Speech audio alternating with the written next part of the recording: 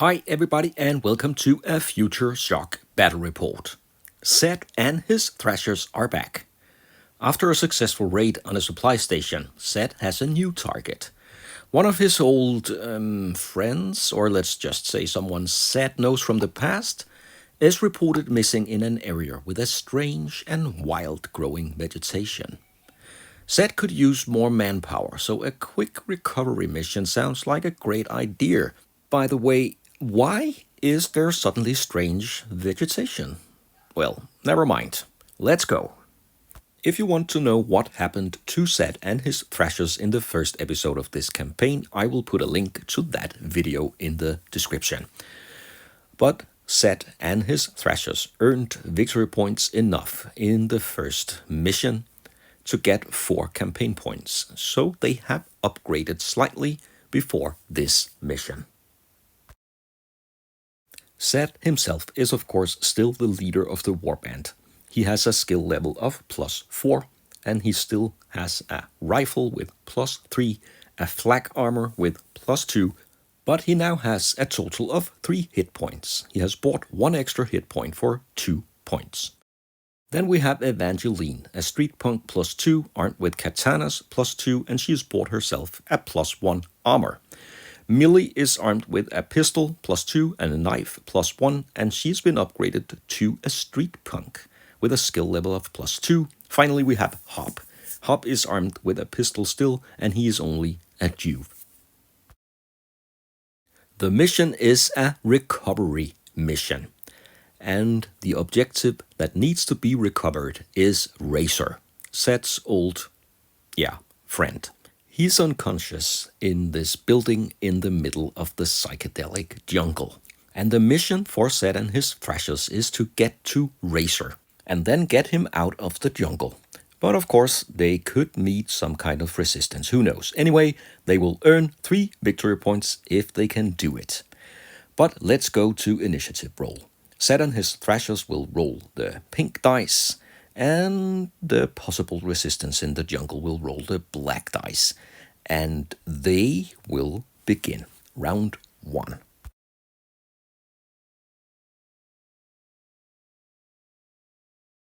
Out of the jungle comes an insane cultist armed with a +2 club, a +2 pistol, and a skill level of 2. He will immediately run 10 inches to get as close to the center of the battlefield as possible, and he will still hide here behind the container.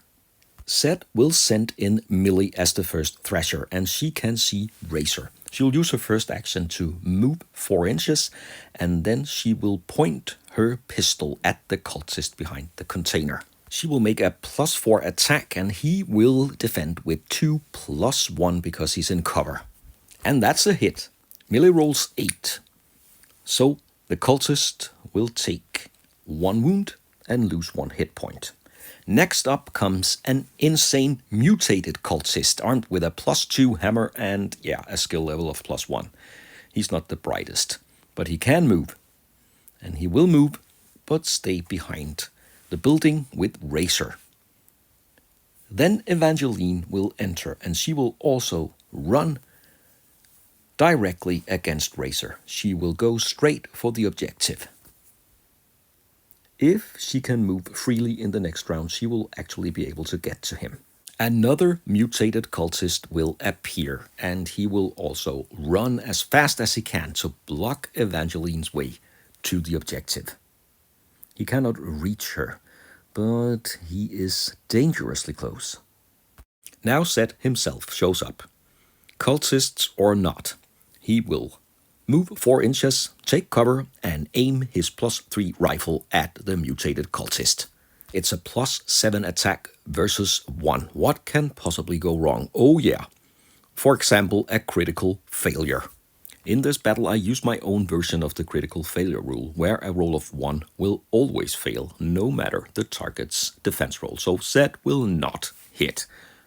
Instead, the cultist leader will show up. He is a +4 boss armed with a +3 rifle, and he comes out of the forest and into the psychedelic jungle.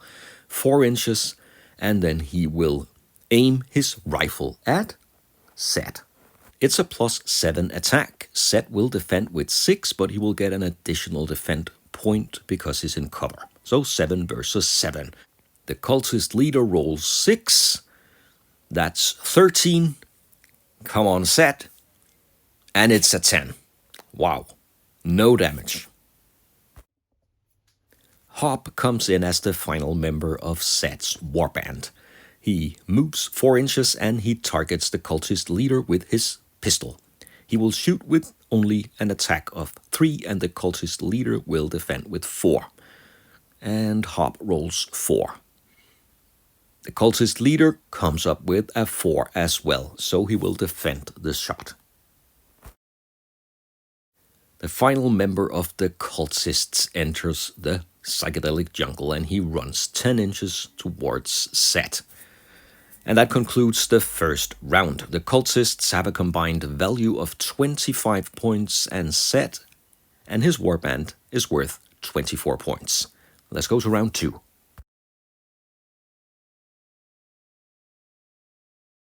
Another round of initiative with D10 plus the highest skill level of each warband, and the initiative once again goes to the cultists. And the first cultist to activate is the mutated cultist here.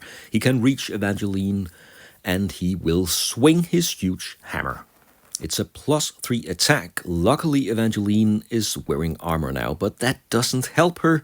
The cultist will plant his hammer in the face of Evangeline and she will take 1 damage and go down to only 1 hit point left. Now what? Set will try again to hit something and he will target the cultist leader. He is out in the open. 7 + 2, that's not much, and the cultist leader will beat that attack roll. He will dodge the first bullet, but Set has a second action and he rolls a critical failure again. Really not good. 2 shots. He could have taken the cultist leader down with a bit of aiming here, but no damage at all. Instead, this cultist will move 4 inches and he will block the way to Razor as his first action, and then he will shoot against Set. Maybe Set entered this battle too early, but, well, he will dodge the shot here and take no damage. Millie will move 4 inches. She hit the cultist in the first round. She will try 1 more time. It's a 4 against a defense of 3. And she only rolls a 2 and the cultist will easily defend. The second mutated cultist will use both his actions to run 10 inches towards Hobb and Set.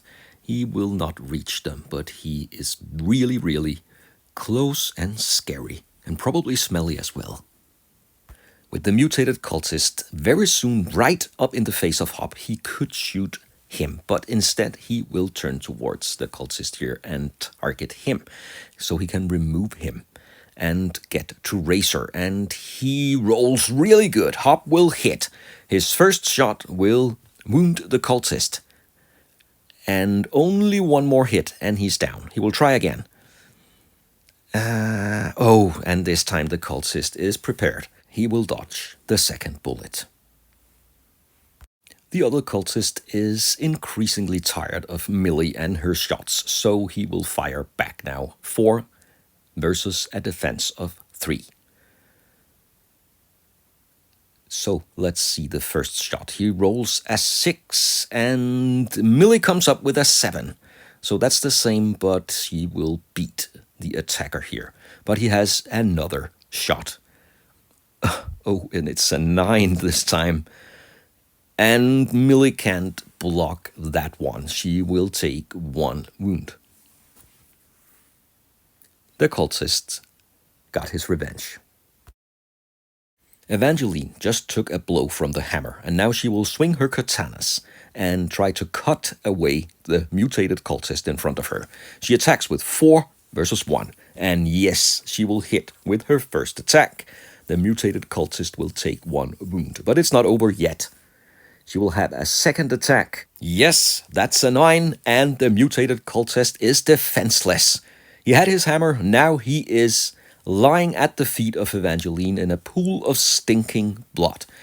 But Evangeline will end her turn here. She can't move towards Razor, but the cultist leader can move. And he's forced to move out in the open, and he will target Millie. She already took 1 hit in this round.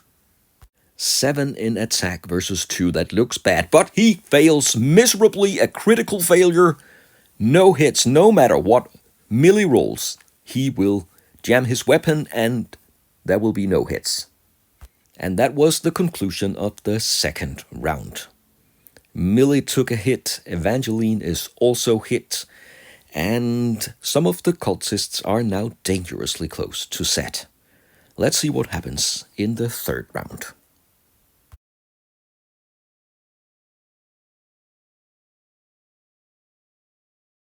Both leaders are still active, so it's initiative roll with D10 plus 4. A bad roll again, and the cultists, for the third time in a row, takes the initiative. The cultist leader now has got himself and his weapon together, so he will activate first and shoot Millie, and this time he will hit. Poor Millie takes her second hit, and she goes down. And Set watches in despair. The cultist leader will use his second action to move, and he will be in cover behind the rock. Now Set activates. His shooting has so far been very poor, and only a 2, but it's a total of 9, and it will be enough to beat the cultist. And that is the second hit. The cultist has 2 hit points, and he will be shot down. And that clears the path to Razor, and Set will use his second action to move 4 inches, so he'll not get to the objective, but he will move towards it. Unfortunately, that clears the path for the mutated cultist, who will try to hammer down Hobb. A +3 attack roll, and versus only 1, and Hobb cannot defend the hammer. He will be hit with a huge swing and take 1 wound. Luckily, the mutated cultist is out of action. Instead, Evangeline can activate, and if she runs all she can, she will reach Razor, the objective, and if no one gets near or shoots her down, she can move with Razor in the next round and take him out of the psychedelic jungle. Or at least some of the way. The cultist here will move 4 inches, and that will take him into line of sight of Set. So he will, of course, try to shoot Set down. Set is right out in the open. And it's a nasty attack roll. Set will have to beat that with a defense of 6 and only a roll of 4. That is not enough. Set will take a hit. Maybe it was really good that he upgraded to 3 hit points before this battle. Hobb is in base contact with the cultist. He will have to use his bare hands, and he rolls a 10. And oh, wow. The mutated cultists also comes up with a huge defense roll. Hobb has no choice but to try again, and he rolls a 9. He's really good with his bare hands. And this time, he will hit. With his bare fists, he will take 1 hit point off the mutated cultist. But he is still standing, though. That was the third round. Evangeline is now close to Razor and can move in the next round with him and try to escape the psychedelic jungle.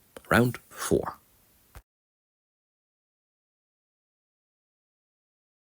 This would be a great time to win the initiative for Set. And a roll of 9 could do it. No. The cultists will also roll 9. And again, Set will lose the initiative. That could be fatal now, because almost all the cultists are within shooting range of Set. And of course, the cultist leader will aim at Evangeline. She is close to the objective, and this could be really, really bad. She only has 1 hit point left. And with an attack roll of 16, it doesn't really matter what she rolls. Evangeline will take her second hit and lose all her hit points. She will go down so close to Razor. But now she's out of action. But the cultist leader is not yet finished. He will aim at Set. It's 7 versus 6, and again he will hit. Set has now lost 2 hit points out of his 3. it's beginning to look quite bad for Set and his Thrashers. Set will activate now and he has to do something. He could target the leader, but instead he will target the cultist here behind him. He has a clear shot. And that's a good attack roll. Set rolls 7. He will hit the cultist and give him his second wound. He goes down.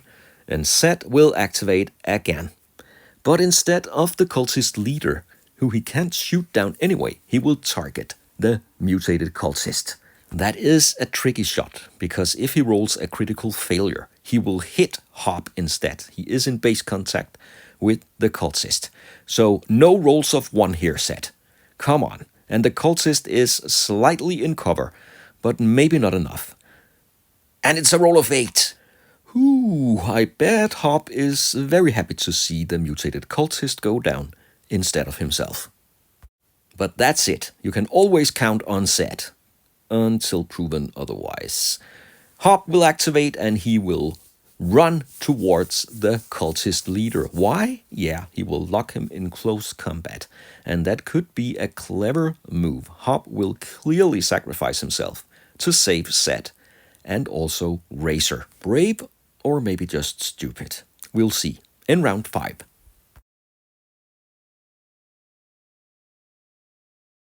Initiative again. And this time an 8. And finally, Set will take the initiative. Just at the very, very right moment, Set will target the cultist leader. And again, he will have to roll something else but 1. And he rolls a 9. He is smoking hot at the moment. The cultist leader will take 1 hit. Set will shoot again. This could be the cultist leader's fate. It could also be Hobb. He shoots with an attack of 7, and the cultist leader will defend with 4. And Set rolls a 2. Maybe not enough. And it's a 4. Set will beat the cultist leader with 1. And he goes down as the final member of this insane cult. It's over. Who knows what they have been doing in this jungle, turning all the plants into purple, yellow, and blue, and it also smells funny. But Set really doesn't care about that. Hobb will move towards Razor, and Set and Hobb together will escort Razor out of the jungle. But what about Millie and Evangeline? Well, first let's calculate the victory points. Razor is worth 3, he was the primary objective, and they took down 4 cultists and 1 leader, that's 6, for a total of 9 victory points, and with a ratio of 1 to 3, that will give them 3 campaign points they can use before the next mission. Speaking of the next mission, let's see the fate of Millie and Evangeline. Remember, a roll of 1 and they will be dead. A roll of 2 or 3 and they will not be able to participate in the next mission. A roll of 4 and 5 and they will recover 1 hit point, and a roll of 6 or more they will fully recover. We will begin with Millie. And it's a 3. Well, she's not dead, but she cannot participate in the next mission. Come on, Evangeline, let's have a good roll. And it's a 7. Yeah, she will recover. That's good, but it means that Millie will not be able to participate in whatever Set comes up with in the future. She needs more time. So only 3 Thrashers, but maybe Set could ask Razor what he's up to in the future. That could be possible. We'll see. For now, Set will get his warband together. He will board his shuttle and he will leave the psychedelic jungle with cultists in their blood all over the place. If you have some great ideas of what Set should do in the future, well, I will be happy to hear them in the comments. Thanks a lot for watching this Futureshock battle report. I hope you enjoyed the content. If you did, please like and subscribe to the channel, and I hope you'll join me for future bad reps.